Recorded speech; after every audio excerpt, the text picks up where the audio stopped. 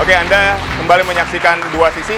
Nah, saya ingin ke Mas Satriwan. Ini jadi fokus tadi ya, yang ditangkap itu, yang diamankan itu 5 orang dewasa. Oke. Nah, 2 orang yang terduga sebagai terorisnya. Oke. Nah, kemudian 110 anak ini yang diselamatkan, yang diamankan, yang kemudian dilakukan proses rehabilitasi. Pertanyaannya apa deradikasi, dan indikasi seterusnya. anak-anak 110 ini diamankan dan dituduh sebagai teroris? Ini kan justru stigmatisasi kepada anak yang 110 itu. Bagaimana keluarganya, sekolahnya, lingkungannya gitu ya.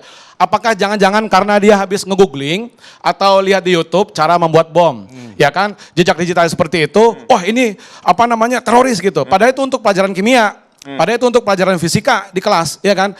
Disuruh gurunya, karena itu didesain secara apa namanya pedagogi. Artinya gini, ketika Densus Nah, 88 110 itu sudah apa? memberikan statement itu, Ya. saya rasa tidak mungkin hanya pelajaran kimia, merakit dan seterusnya. Gini, ini langsung saja karena memang peneliti dari Densus 88. Silakan boleh dibahas juga Bang Sofyan bagaimana 110 anak ini kemudian akhirnya diselamatkan, bahasa saya gitu ya. Iya, saya setuju dengan istilah diselamatkan atau istilahnya dibina Ya. oleh Densus 88. Mereka memang menurut Undang-Undang Nomor 35 2014 kalau tidak salah itu mendudukan anak itu sebagai korban. Jangan mendudukan anak sebagai pelaku. Baik. Walaupun nanti dalam perspektif hukum anak-anak juga bisa jadi sebagai pelaku gitu. Tetapi karena kasus ini adalah hal yang menurut saya mengagetkan di zaman era modern, yaitu tren ketika teroris itu meninggalkan cara-cara jadul, cara-cara lama ya, seperti misalnya bertemu face to face dan sebagainya. Tapi sekarang sudah tidak perlu. Bahkan kalau kita melihat teori Fatali Mugaddam bahwa ada staircase 6 tangga untuk menjadi terorisme, itu ternyata juga ini terbantahkan dengan adanya kasus-kasus seperti ini. Cukup 2 tangga, 3 tangga, mereka sudah siap pakai. Gitu. Bagaimana begitu masifnya sosial media, terutama TikTok, Roblox, ya kan, dan lain sebagainya, Telegram, WhatsApp dan sebagainya, itu bisa merekrut secara cepat, membuat anak-anak itu terbrainwashing, cuci otak, dan mereka siap melakukan aksi. Oke. Dan itu salah satu contohnya banyak sekali. Belum Mas terjawab tadi pertanyaan Mas Satriwan. Ini mengenai bagaimana kemudian ya mereka dikategorikan direkrut oleh jaringan teroris ini. Itu kan yang belum terjawab, betul? Ya apa indikatornya gitu? Iya, saya tidak setuju dengan apa yang dikatakan Mas Satriwan ya. Karena Densus 88 itu bukan sehari 2 kali mengamati mereka, itu melakukan sebuah assessment, profiling, dilakukan juga Oke, surveillance. Mas Sofyan, bukan 1 kali, 2 kali, bukan 1 hari, 2 hari gitu ya? Iya, betul. Karena kan memang kan gerakan Densus 88 kan silent operation banget. Iya. Oke, cuma pertanyaan begini, kalau saya pakai ilmu puzzle, mohon izin Mas Satriwan, ilmu puzzle, ada kejadian 72. Lalu BNPT ini tiba-tiba konferensi pers. Apakah ini memanfaatkan momentum begitu atau apa? Oh tidak, BNPT tentu menjalankan tugas sesuai dengan fungsinya. Kenapa baru sekarang, Mas Satriwan? Iya, begini, para akademisi itu berbeda pendapat terkait kasus 72. Apakah ini masuk bagian teror atau ini bukan? Karena terkait ini bukan jaringan yang mainstream yang terjadi seperti jaringan Ya, yang dibilang teroris Lord of yang mereka punya ideologi religius dan sebagainya. Mereka tidak menerima pendapat orang lain dan menjadikan kekerasan sebagai jalan satu-satunya jalan yang hingga masuk kepada terminologi terorisme. Ini kan ibaratnya yang Mas Sofyan sampaikan ini kan hampir aja sama dengan temuan-temuan yang terjadi di 72 kan begitu loh ibaratnya. Agak berbeda memang. Sedikit banyaknya iya.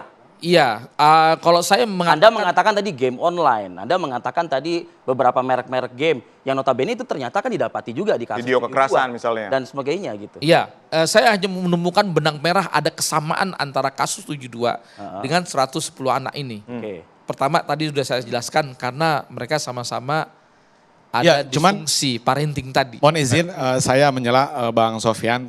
Yang tadi yang kita pertanyakan, pertama momentum ya gitu. Kenapa 72 itu langsung dikaitkan dengan 110 ini gitu ya. Dan momentumnya berbarengan itu satu. Yang kedua adalah 72 itu sendiri, itu kan dari berbagai pernyataan termasuk dari Polda Metro Jaya gitu. Itu nggak langsung lompat kepada ini aksi teror sendiri dan seterusnya, itu yang kedua. Justru lebih banyak kepada analisis misalnya dugaan-dugaan bullying atau karena persoalan keluarga. Mereka yang anak-anak kita ini yang di keluarganya itu yang bercerai orang tuanya dan seterusnya, pengasuhannya termasuk dari akses terhadap media sosial, terhadap game online dan seterusnya gitu. Itu yang tadi saya katakan, justru negara gagal dalam mencegah. Karena apa? Karena berbagai program itu sudah banyak, regulasinya sudah banyak, tadi sudah saya sebutkan, RAN PE dan seterusnya gitu ya. Itu justru tidak mampu menyelamatkan anak-anak kita, ya kan? Dan ini penyelamatannya kok berbarengan dengan 72, ya itu pertanyaan publik. Saya membayangkan gitu. kalau misalnya konferensi pers ini dilakukan dan disebar luaskan sebelum kejadian 72, tidak ada kejadian 72. Enggak, kasus 110 anak ini jauh sebelum kasus 72 sudah dilakukan mitigasi, sudah dilakukan surveillance, bahwa ini memang Termasuk terdeteksi yang kasus 72. enggak, yang 72 ini justru lone actor ya. Boleh kita Lone katakan actor. itu kebobolan dong berarti? Bukan kebobolan sebetulnya, karena mereka nggak masuk dalam jaringan teror yang selama ini di surveillance oleh Densus 88. Itu yang dikatakan lone wolf tadi? Iya, karena ini berbeda dan ini sebuah menurut saya kecelakaan dan Berapa banyak lone wolf yang ada di Indonesia? ya kalau untuk sebuah tidak ada jaringannya baru kali ini Pak. Gitu, yang tidak terhubung dengan jaringan Terkait teroris anak. mainstream.